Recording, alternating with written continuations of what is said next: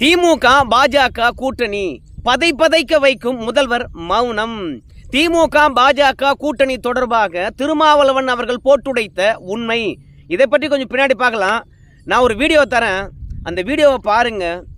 இந்த வீடியோ இணையத்தில் இன்னைக்கு செம்ம வைரல். பெரியாருக்காக முதுகுல அழகு குத்தி தேர் இழுக்கின்றார்கள். பெரியார் பேத்திகள் அல்லவா, அதனால பெரியார் போன்றே இருக்கின்றார்கள். பெரியார் மூட நம்பிக்கையை ஒழித்தார் என்று சொல்றாங்க. ஆனா முதுகுல அழகு குத்தி பெரியார் படத்தை வைத்தே இழுத்தாலும் அது மூட நம்பிக்கை தானே. ஏன் செய்யறாங்க? பெரியார் என்ற பிம்பமே பொய் தான். ஆனா அதன் வழி வந்த பேத்திகள் மட்டும் நிஜமா முதுகுல அழகு குத்தி பெரியாருக்காக தேர் இழுப்பாங்களா?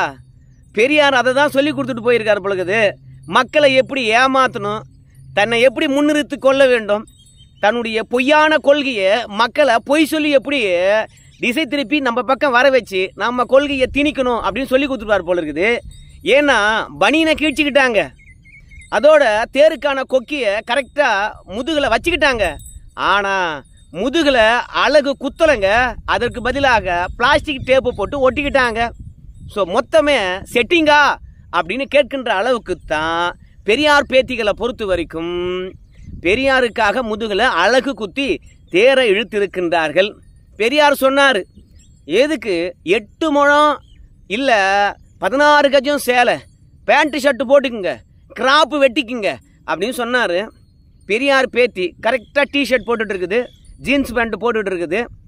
பின்னாடி வந்து பார்த்தீங்கன்னா அழகாக கீழ்ச்சி விட்டுக்கிட்டு அழகு குத்திட்டு இருக்குது. பெரியார் வழி தான் கரெக்டாக நடக்கிறாங்க. அதில் எந்த விதமான மாற்று கருத்தும் கிடையாது.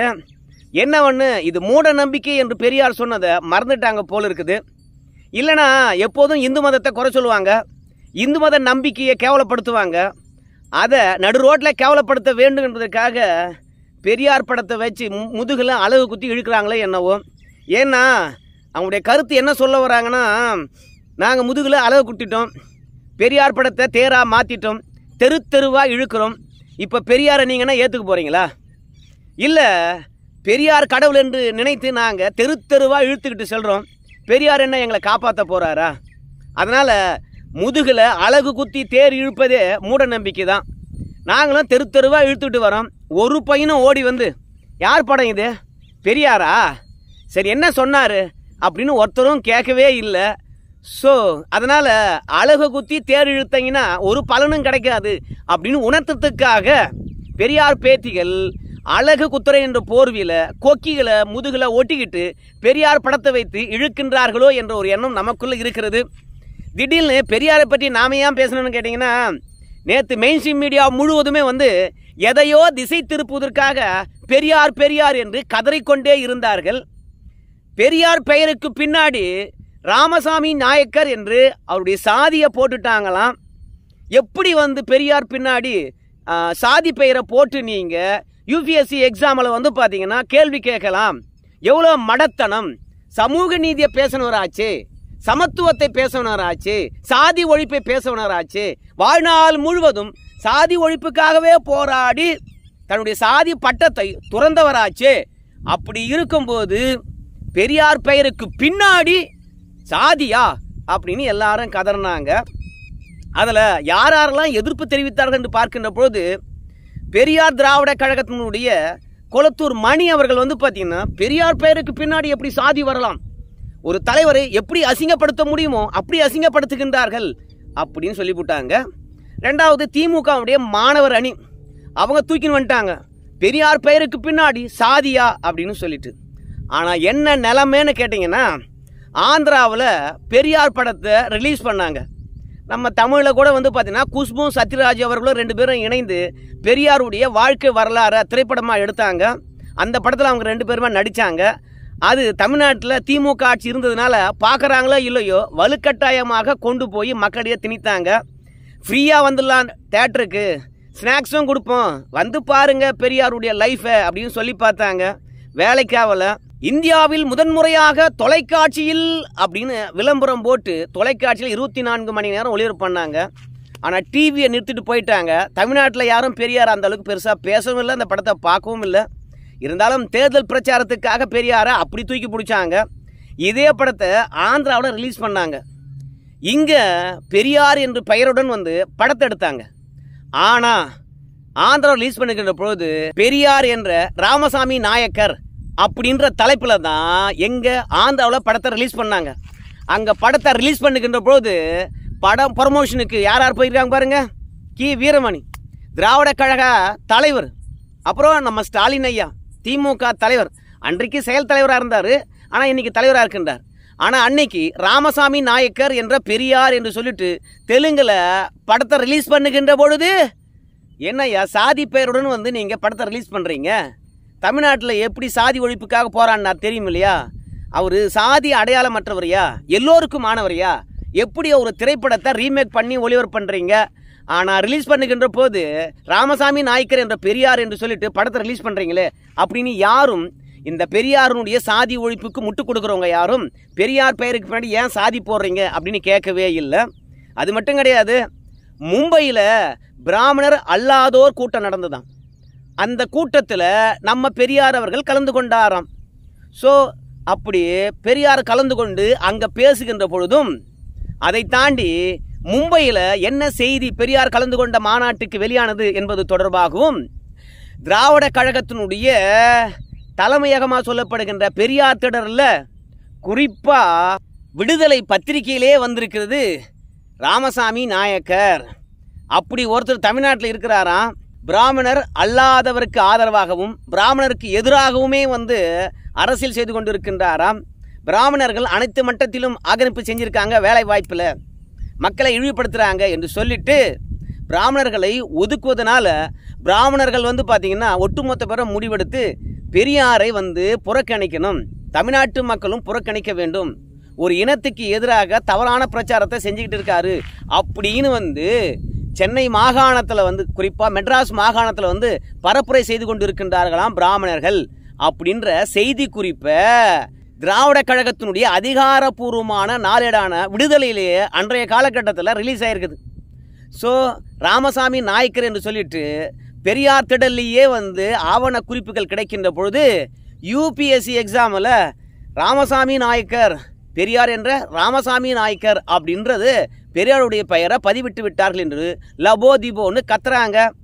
ஆனால் இவங்களுடைய சாதி ஒழிப்பும் அதோட பெயருக்கு பின்னாடி சாதி போடக்கூடாது என்ற கருத்தும் 10 நிமிஷத்தில் சாயம் வெளுத்து போன மாதிரி போலி பகுத்தறிவும் வெளுத்து போகுது. அதுதான் அங்கே முதுகில் அழகு குத்துன விஷயமும் இங்கே யூபிஎஸ்சி எக்ஸாமில் வந்து ராமசாமி நாயக்கர் என்று பெயர் போட்டாங்க என்று சொன்ன விஷயமும் புஷ்ஷுன்னு போச்சு. கடந்த காலங்களில் ஏன்டா நீங்களாம் எதிர்ப்பு தெரிவிக்கல, இப்போ மட்டும் ஏன்டா எதிர்ப்பு தெரிவிக்கிறீங்க? எல்லாமே திசை திருப்புகின்ற அரசியலா? ஆனால் இது தொடர்பாக நம்முடைய அக்கா தமிழிசை சவுந்தரராஜன் அவர்கள் என்ன சொல்கிறான்னு கேட்டிங்கன்னா, அட போங்கயா, வட இந்தியாவில் பெரியாரை பற்றி தெரிந்து கொள்ள வேண்டும், யார் என்று புரிந்து கொள்ள வேண்டும். பெரியார் என்றால் ஓரளவுக்கு புரியாமல் போச்சுன்னா என்ன பண்ணுறது? கேள்வியை அண்டர்ஸ்டாண்டிங் பண்ணிக்காமல் போயிட்டாங்கன்னா என்ன பண்ணுறது? அதனால் கேட்கப்படுகின்ற கேள்வி யார் தொடர்புடையது அப்படின்னு மாணவர்கள் புரிந்து கொண்டு பதிலளிக்க வேண்டும் என்பதற்காகத்தான் அந்த அடையாளத்தை போட்டிருப்பாங்க.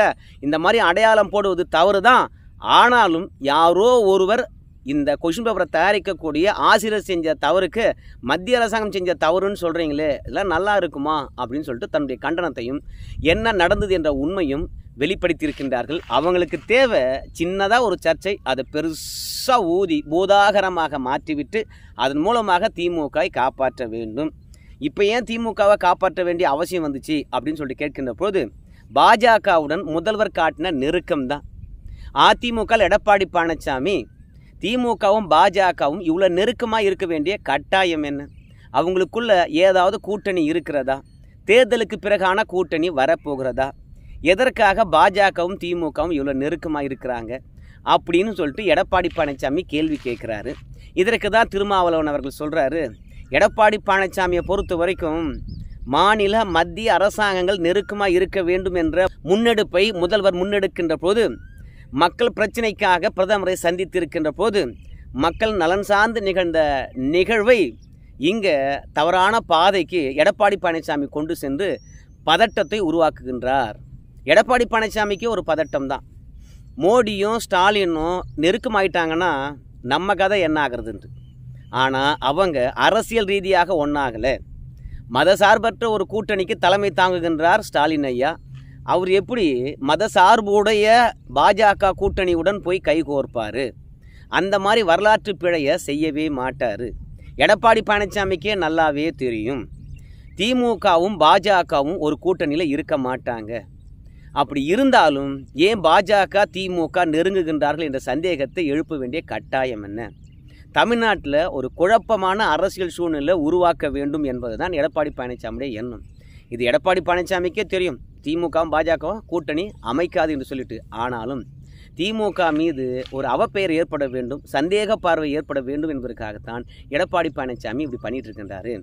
மக்கள் நலன் சார்ந்த விஷயத்துக்காக மோடி அவர்கள் சந்தித்திருக்கின்ற பொழுது அது அரசியலுக்காக எடப்பாடி பழனிசாமி பயன்படுத்துவது துரதிருஷ்டவசமானது. இது மக்கள் நலனுக்கானது. பாஜக பொறுத்த வரைக்கும் ஆளுநர்களை வைத்து இரட்டை ஆட்சி முறையை நடத்துகிறது. பல மாநிலங்களில் ஆளுநர்களை வைத்து முதலமைச்சருக்கு நெருக்கடி கொடுக்கிறது. போதுமான நிதியை தருவதே கிடையாது. கல்விக்கான நிதியை கேட்குறோம், ஆனால் மும்மொழி கொள்கையை ஏற்றுக்கொள்ள வேண்டும், புதிய கல்விக் கொள்கையை ஏற்றுக்கொள்ள வேண்டும், அப்போ தான் நாங்கள் பார்த்தீங்கன்னா நிதி தருவோம் என்று அடாவடி செய்கின்ற போது அணுகுமுறையை மாற்றி பிரதமர் மோடி இடத்துல கல்விக்கான நிதியை பெறுவதற்காக முதல்வர் முயற்சி செய்கின்ற போது திமுக பாஜக கூட்டணி உருவாக போகுது என்று சொல்லிட்டு சந்தேக பார்வையை கலப்புகின்றார் எடப்பாடி பழனிசாமி. இது எடப்பாடி பழனிசாமிக்கான பதட்டமாகத்தான் நாம் பார்க்குறோம் அப்படின்னு சொல்கிறார். எடப்பாடி பழனிசாமிக்கு என்ன பதட்டம் இருக்கிறது? எங்களுக்கு பரம்பரை எதிரியே பாஜக தான், சிறுபான்மைகளுக்கான எதிரி கட்சி பாஜக தான். மோடி சிறுபான்மைகளை குறிவைத்தே திட்டங்களை கொண்டு வராரு. மோடிக்கு இதுவரைக்கும் இயற்றப்பட்ட சட்டங்கள் சிறுபான்மைக்கு எதிராகத்தான் இருக்குது. சிஏஏவை சொல்லலாம், என்ஆர்சியை சொல்லலாம், என்ஆர்பியை சொல்லலாம், வகுப்பு திருத்த மசோதா சொல்லலாம், முத்தலாக்க சொல்லலாம், 370 நீக்கினதா சொல்லலாம். இப்படி ஏகப்பட்ட விஷயங்கள் மொத்தமாக சிறுபான்மைக்கு எதிராகவே மோடி கொண்டு இந்தியாவின் ஒரு பகுதி மக்களை புறக்கணிக்கின்ற விதமாக, அவங்கள நசுக்கும் விதமாக மோடி செயல்படுகின்ற போது அந்த பாஜகவுடன் நாங்கள் கூட்டணியா அப்படின்னு பேசினவர் யார்? நம்ம முதல்வர் தான். இன்றைக்கும் அந்த காரணங்கள் அப்படியே தானே இருக்குது.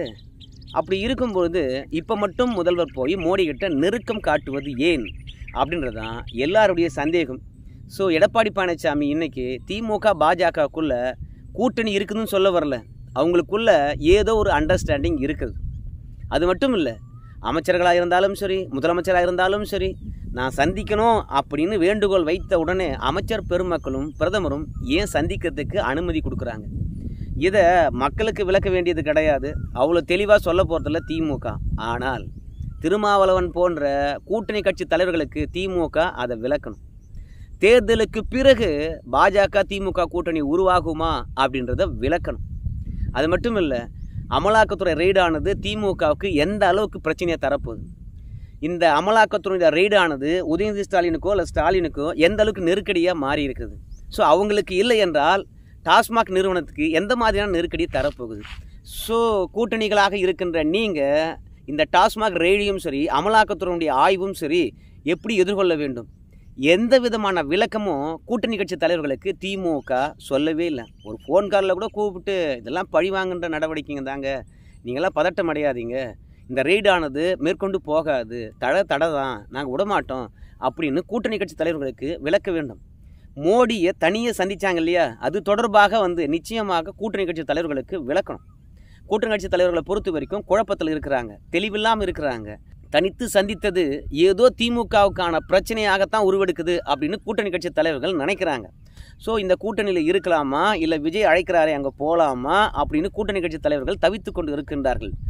ஸோ காங்கிரஸை பொறுத்த வரைக்கும் மாற்று ஏற்பாடுக்கு எப்போதும் ரெடியாக இருந்துக்கிட்டே தான் இருக்கும். அவங்களும் திமுகவுடன் ரொம்பவே நெருக்கமாக இருக்கணும் அப்படின்ற அவசியம் இல்லை என்பதே அவங்களுடைய கருத்தாக இருக்குது. அதனால் இந்த ரெய்டுக்கு பிறகு, பிரதமரை சந்தித்ததுக்கு பிறகு பாஜக திமுகவுக்குள்ளே இருக்கக்கூடிய நெருக்கத்தை பற்றி சொல்லணும். இந்த ரைடு எந்த மாதிரியான தாக்கத்தை கூட்டணிக்குள்ளேயும் சரி திமுகக்குள்ளேயும் சரி எப்படி ஏற்படுத்த போகுது, திமுக அதை எப்படி எதிர்கொள்ள போகுது, இப்போ இந்த ரைடு தொடர்பாக மக்களுக்கு ஏற்பட்டிருக்கக்கூடிய சந்தேகத்தை திமுக எப்படி தீர்க்க போகுது, ஸோ எதிர்க்கட்சிகளுக்கு இதே மாதிரி விமர்சனம் வைக்க போகிறீங்களா, இல்லை ஆதாரத்துடன் எதிர்க்கட்சியுடைய மூக்கை உடைக்க போகிறீங்களா, என்ன பண்ண போகிறீங்க? ஏன் திமுக தலைமையானது கூட்டணி கட்சிகளிடத்தில் விளக்கம் அளிக்காமல் மௌனம் காக்குறீங்க? அப்போது அதிமுக சொல்கிறது உண்மையோ, திமுக பாஜக கூட்டணி உண்மைதானோ அப்படின்ற சந்தேகம் எல்லாருக்கும் இருக்குது. முதல்வருடைய மௌனம் கூட்டணி கட்சி தலைவர்களை பதைக்க செய்திருக்கிறது. பெரியார் பெயருக்கு பின்னாடி சாதி இருந்தா என்ன, சாதி இல்லாட்டா என்ன? அவருடைய சமூக நீதி மறைந்து போய்விடுமா? அவருடைய சாதி ஒழிப்பு மறைந்து போய்விடுமா? எதற்காக இன்னைக்கு திடீர்னு திமுகவும் அதன் கூட்டணி கட்சிகளும் பெரியார் பின்னாடி சாதி பேரை போட்டிங்களா, பெரும் தலைவரை அசிங்கப்படுத்துகின்றீர்களே அப்படின்னு சொல்கிறாங்க. ஏன்னா சீமான் போன்றவங்கெல்லாம் இது பெரியார் மண் என்று சொல்கிறாங்க. எங்களுக்கு பெரியாரே ஒரு மண்ணுன்னு தான் சொன்னார். ஏன்னா அவ்வளவு பொய் பிம்பத்தை கட்டமைத்திருக்கின்றார்கள் பெரியார் தொடர்பாக. கடைசியில் ஒரே ஒரு வார்த்தையை சொல்லி நான் முடிச்சிடுறேன். பெரியாரை ராமசாமி நாய்க்கர் என்று சொல்லிட்டு யூபிஎஸ் எக்ஸாமில் அவர் பெயரை போட்டாங்க அப்படின்னு கொதிக்கின்ற இத்தனை திராவிட குஞ்சுகளுக்கு நினைவில்லை போல் இருக்கிறது. பெரியாரை அண்ணாவும் கலைஞரும் திமுகவும் விமர்சிக்காத மாதிரி உலகத்தில் வேற யாருமே விமர்சிக்கல. கடந்த கால நாளேடுகளை எடுத்து பாருங்க, அதுவே உங்களுக்கு செய்தியை சொல்லித்தரும். ஆனால் இந்த அளவுக்கா கீழ்த்தரமாக விமர்சனம் பண்ணியிருக்கிறாங்க. நாம் விமர்சனம் பண்ணுறதுலாம் ரொம்ப கம்மி போலக்குதே அப்படின்ற எண்ணம் தான் தோன்றும். அதனால் மறைக்கப்பட்ட வரலாறுகளை வெளியே கொண்டு வருகின்ற போது சில பதட்டங்கள் இருக்கத்தான் செய்யும். ஏன்னா பெரியார் என்கின்ற பிம்பம் இன்றைக்கி கட்டமைக்கப்பட்டிருப்பது அவருடைய தகுதியை தாண்டி பெருசாக கட்டமைச்சிருக்கிறாங்க. அதனால் அது கொஞ்சம் கொஞ்சமாக உடைகின்ற பொழுது அதை தூக்கி நிறுத்தணும் இல்லையா, அதை காப்பாற்றணும் இல்லையா? அதற்காகத்தான் எங்கேயாவது சிறு சர்ச்சையான விஷயங்கள் வந்தால் கூட அதை மலை அளவுக்கு கருதி முட்டு கொடுக்குறாங்க. ஆனால் முட்டு 4 மணி நேரம் நிற்க மாட்டேங்குது, அப்படியே வெளிப்பட்டு நாரி போய் விடுகிறது.